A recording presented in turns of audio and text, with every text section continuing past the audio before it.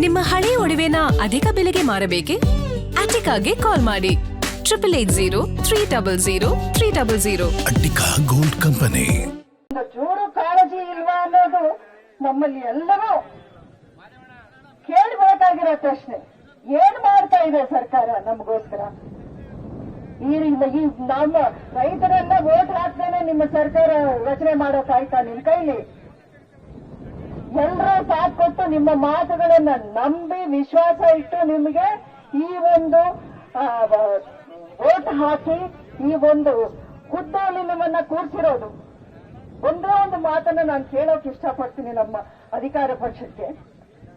ನಿಮಗೆ ಡೆಲ್ಲಿವರೆಗೂ ಹೋಗಿ ಅಲ್ಲಿ ನಡೆಯುವಂತ ಒಂದು ಸ್ಟ್ರೈಕ್ ಅಲ್ಲಿ ಅವರಿಗೆ ಒಂದು ಸಹಾನುಭೂತಿಯಿಂದ ಸ್ಟ್ರೈಕ್ ಮಾಡುವಂತ ಒಂದು ಕಾಳಜಿ ಇದೆ, ನಿಮಗೆ ಆ ಫುರ್ಸತ್ತಿದೆ. ರೈತರು ಇಷ್ಟೊಂದು ದಿನದಿಂದ ಇವರು ನಮಗೆ ಆಗ್ತಿರೋ ಅನ್ಯಾಯಕ್ಕೆ ಒಂದು ಕಿವಿ ಕೊಡಿ ಅಂದ್ರೆ ಅದರ ಬಗ್ಗೆ ಕಾಳಜಿನೇ ಇಲ್ವಾ ನಿಮ್ಗೆ? ಯಾರು ಹೇಳ್ತಾರೆ ಇದಕ್ಕೆಲ್ಲ ಉತ್ತರ? ನೋಡಿ, ಇವತ್ತು ಈ ಒಂದು ಹೋರಾಟ ಇದೆಯಲ್ಲ, ಇದು ನಮ್ಮ ಜೀವನದ ಹೋರಾಟ. ಬರೀ ರೈತರ ಹೋರಾಟ ಅಲ್ಲ. ನಾಳೆ ದಿನ 3 ತಿಂಗಳಾದ್ರೆ ಕುಡಿಯೋ ನೀರಿಗೂ ನಾವು ಪರದಾಡಬೇಕಾಗತ್ತೆ. ಬರೀ ಮಂಡ್ಯ ಅಲ್ಲ, ಅದು ಮೈಸೂರು ಇರ್ಬೋದು, ಮಂಡ್ಯ ಇರ್ಬೋದು, ರಾಮನಗರ ಇರ್ಬೋದು, ಬೆಂಗಳೂರು ಇರ್ಬೋದು, ಕುಡಿಯೋ ನೀರಿನ ವ್ಯವಸ್ಥೆಗೂ ನಾವು ಕಷ್ಟಪಡಬೇಕಾಗಿರುವಂತ ಒಂದು ಸ್ಥಿತಿಯಲ್ಲಿ ಸರ್ಕಾರ ಏನ್ ಮಾಡ್ತಿದೆ ಈವರೆಗೂ ಅನ್ನೋದಕ್ಕೆ ಈ ಸರ್ಕಾರ ಉತ್ತರ ಕೊಡಲೇಬೇಕು. ಅದುವರೆಗೂ ನಿಮ್ಮ ಹೋರಾಟ ನಾವು ನಿಲ್ಲಿಸಬಾರದು.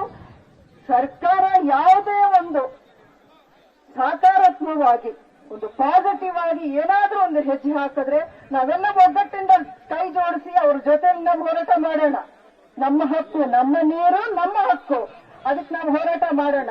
ಆದ್ರೆ ಈ ಸರ್ಕಾರ ಬೇಜವಾಬ್ದಾರಿತನದಿಂದ ಇದೇ ರೀತಿ ನಡ್ಕೊಂಡು ಹೋದ್ರೆ ಈ ಒಂದು ಹೋರಾಟನ ನಿಲ್ಸಕ್ಕೆ ಸಾಧ್ಯ ಇಲ್ಲ. ಕಾವೇರಿ ತಾಯಿ ನಮ್ಮದು, ಕಾವೇರಿ ನೀರು ನಮ್ಮದು, ಇದರ ಹಕ್ಕು ನಮ್ಮದು.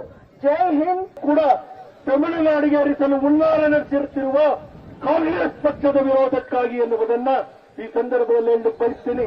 ಈಗ ಈ ಸಭೆಯನ್ನು ಉದ್ದೇಶಿಸಿ ಮಾಜಿ ಸಂಸದೆ ಮತ್ತು ಜನಪ್ರಿಯ ನಾಯಕಿಯವರಾದಂಥ ಶ್ರೀಮತಿ ಸುಮಲತಾ ಅಂಬರೀಶ್ ಅವರು ಮಾತನಾಡಲಿದ್ದಾರೆ.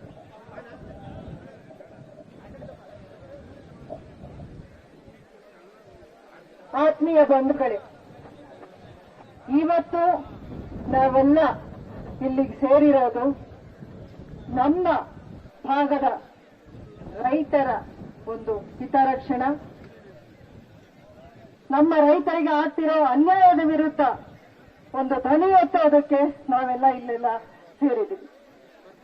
ಇವತ್ತಿನ ದಿನ ನಾವು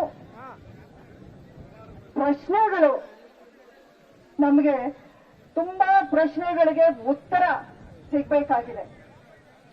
ಯಾವ ಒಂದು ಸರ್ಕಾರ, ಯಾವ ಒಂದು ಪಕ್ಷ 3 ವರ್ಷಗಳ ಹಿಂದೆ ಮೇಕೆದಾಟನ್ನ ನಾವು ಕಟ್ತೀವಿ, ಈ ಪಕ್ಷ ನಾವು ಏನು ಮಾಡೋಕ್ಕಾಗ್ತಿಲ್ಲ, ನಾವು ಬಂದ್ರೆ ನಾವು ರೈತರಿಗೆ ನಾವು ನ್ಯಾಯ ಕೊಡ್ತೀವಿ, ನಾವು ಮೇಕೆದಾಟನ್ನ ಕಟ್ತೀವಿ ಅಂತ ಬಂದಿದ್ದ ಸರ್ಕಾರ, ಒಂದು ಪಕ್ಷ ಇವತ್ತು ಅದರ ಉಸಿರೆತ್ತಾ ಇಲ್ಲ.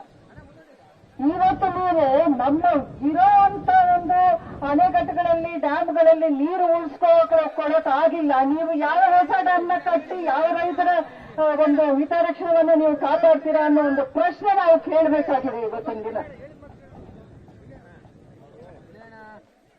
ಇಲ್ಲಿ ನಮ್ಮ ರೈತರಿಗೆ ಅನ್ಯಾಯ ನಡೀತಾ ಇದೆ.